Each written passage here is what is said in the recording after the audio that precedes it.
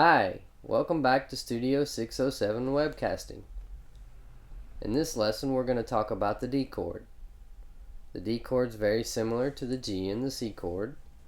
There's a little trick we'll get to at the end of the video. The alternating bass notes for the D chord are going to be the D note itself, the 4th string, and then the A note open. So this is the first chord that we've come across that has open strings for the alternating bass notes.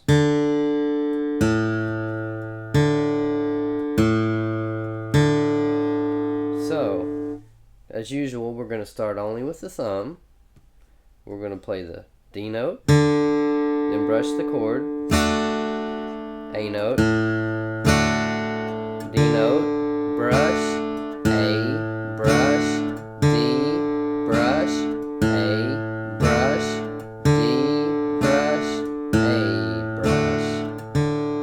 And once again, after you get comfortable doing that, go ahead and set your metronome down at a low tempo and practice it with the metronome, and continue to increase the metronome tempo as you feel comfortable.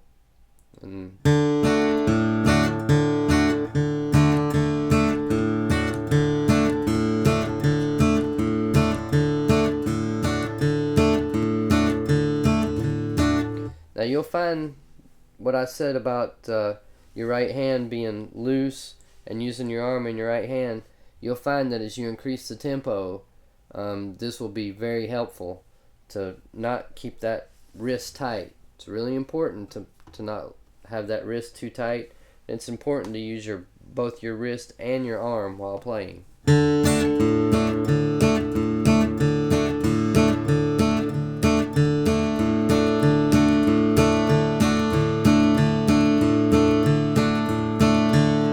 Alright, so now we'll add the finger. Now this is exactly the same as the G and the C.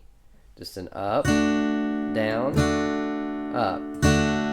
So D, down, A, up, down, D, down, A, up, down, D, down, A, up, down, D, down, A, up, down, D, down, A, up, down, and so forth. Again, once you feel comfortable with that, take your metronome at a low speed and practice that, and then continue to increase the speed at your comfort level.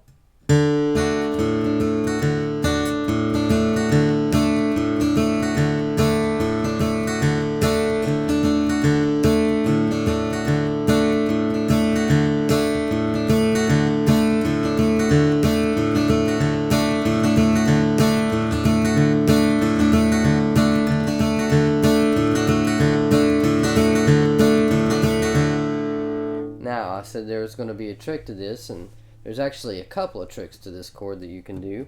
The main one is to lift up the D chord, to mute it when you're not needing it. Sometimes you won't hear a sound at all. I'm going to play this at a regular tempo and see if you can see what I'm doing here.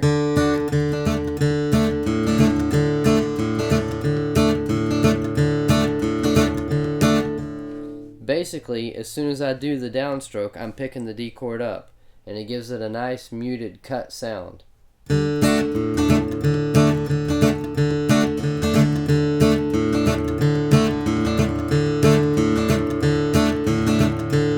Another nice thing about the D chord is that a lot of times you can get away with only hitting the D note and not alternating the bass notes. A lot of times you'll like that sound better. These are all Lester Flatt tricks. These are all, if you watch the videos, you'll be able to see him doing all this kind of stuff. Lifting those fingers up.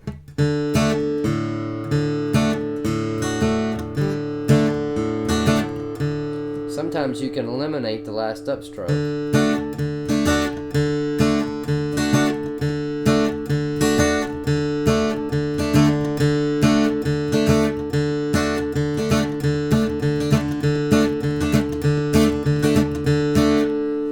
can put the last upstroke in, but when you put it in, the chord's not made, so you get a rhythmic tone that has, or a rhythmic sound that has no pitch to it. So like, see.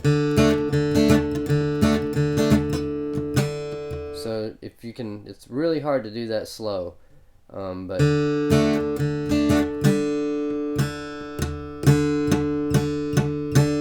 as you hear, there's nothing going on with that final upstroke.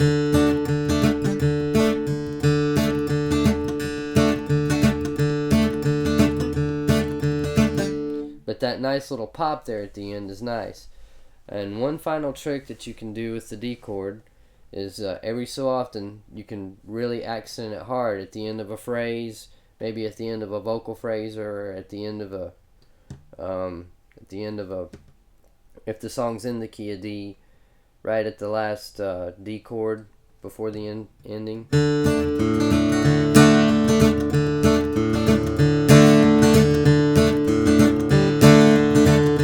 And when you do that, you go ahead and let that D chord ring a little bit.